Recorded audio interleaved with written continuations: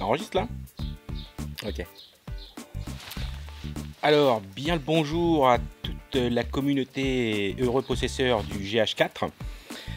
Alors, il y a quelques semaines de ça, j'avais émis un doute sur l'achat du Speed Booster de Xionggi.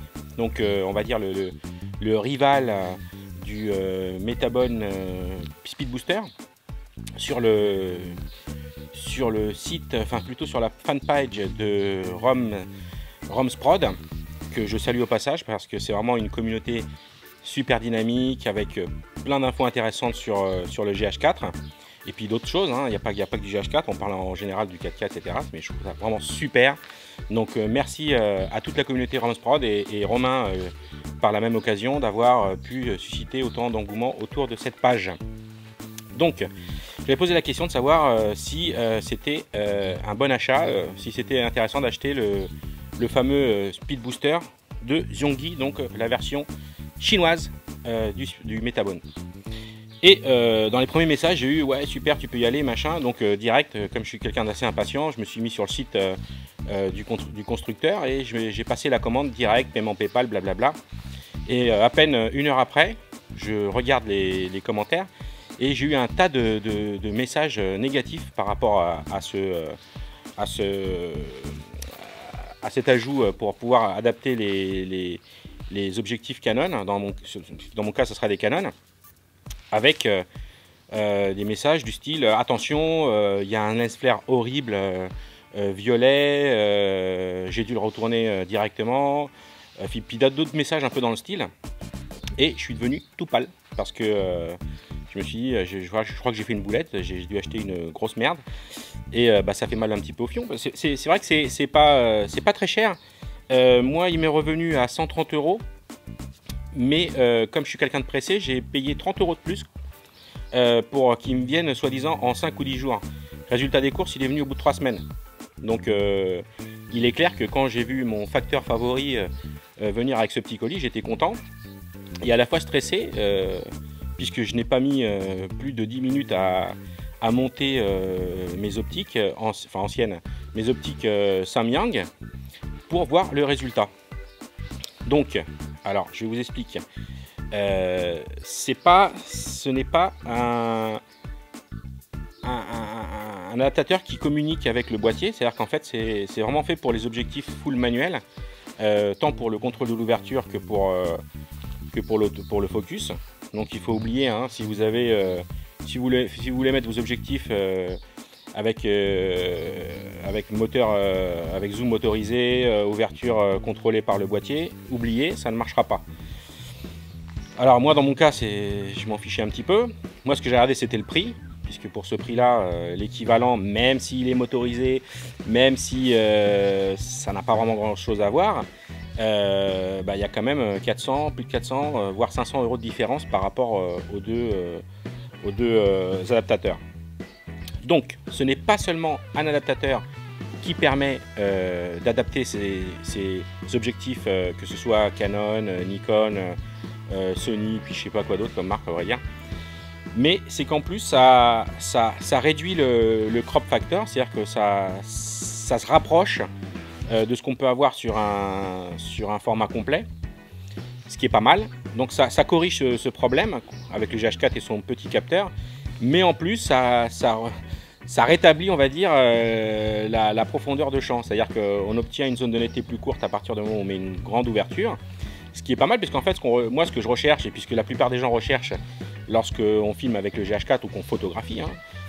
D'ailleurs à la fin de cette vidéo je vous mettrai quelques exemples faits avec le Samyang 85 mm et le 24 mm, et très sincèrement en photo moi j'ai retrouvé un petit peu ce que je faisais avec le 6D avec mon full frame.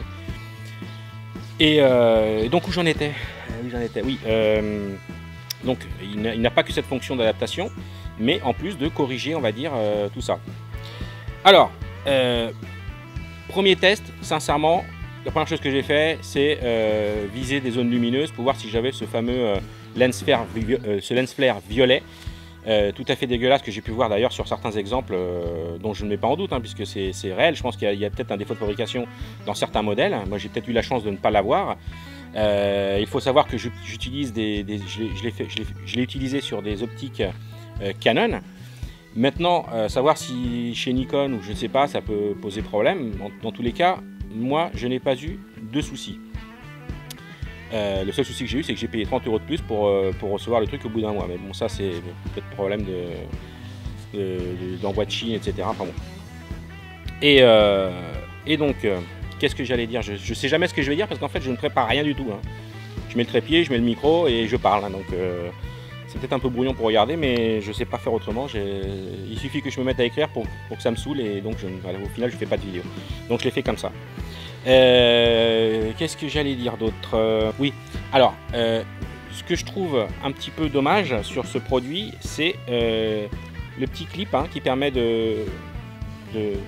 d'enclencher l'objectif. Il me paraît un petit peu fragile, un petit peu douteux. C'est le seul truc que je reproche à cette version du Zhongyi Lens Turbo Lens version 2. Mais à part ça, je peux vous assurer que c'est génial. Donc pour les personnes qui ont un petit budget, qui ont des objectifs full manuel à utiliser et qui ne s'en servent plus vraiment parce que justement ou alors qui voudraient utiliser sur son boîtier GH4, vous pouvez y aller les yeux fermés, à condition justement qu'il n'y ait pas ce type de problème dû au lens flare ou d'autres aberrations bizarres ou vignetting. Moi j'en ai pas eu. Alors j'ai pu le tester sur ces différents objectifs, le Samyang 85 mm, le 24 mm. Ensuite j'ai pris mes vieilles optiques, mes vieux cailloux dont le Revunon 135 mm à ouverture 2.8 et en même temps en utilisant un filtre vide atlantique anamorphique, et là c'est vraiment super, ça marche très bien. Il faut savoir que ces objectifs, déjà ils avaient une petite ils avaient déjà un petit adaptateur.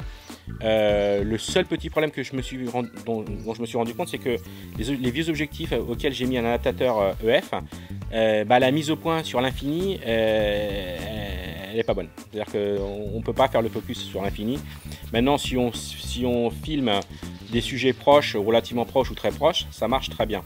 Le bokeh est présent, c'est magnifique. Moi, sincèrement, je trouve ce petit adaptateur Lens Turbo là qui est vraiment super, et je vous invite tous à regarder avant d'acheter peut-être un produit plus onéreux, plus cher, de voir ce truc là. Je l'ai aussi testé évidemment, enfin je me suis amusé à tester tout ce que j'avais sous la main. Le 18-55 de Canon qui est pas si pourri que ça, et sincèrement je me retrouve avec un grand angle à 18 mm. Je sais pas à quoi ça correspond avec le rapport de je sais pas quoi 0,72 ou 0 je sais pas combien. Le fait est c'est que c'est plus ça m'ouvre un peu plus que le fameux 12 mm que j'ai acheté chez Olympus et qui, je rappelle, m'a coûté la bagatelle de 800 €. Donc très bonne alternative. Pour ma part, je pense que j'ai fait un bon achat. Et puis voilà, donc c'est pas un test complet. Je pense qu'il y en a plein sur le net qui le font mieux que moi. C'était juste pour donner mes premières impressions, et plus particulièrement pour la communauté de Romsprod qui a eu la gentillesse de prendre le temps de répondre, et c'est quelque chose que j'apprécie énormément, qui est très réactive. Et puis voilà les gars, j'ai plus rien à vous dire, si ce n'est je vous mets quelques exemples à la fin de la vidéo, quelques petites photos que j'ai fait comme ça. Voilà. Donc à bientôt, et puis à une prochaine vidéo. Salut.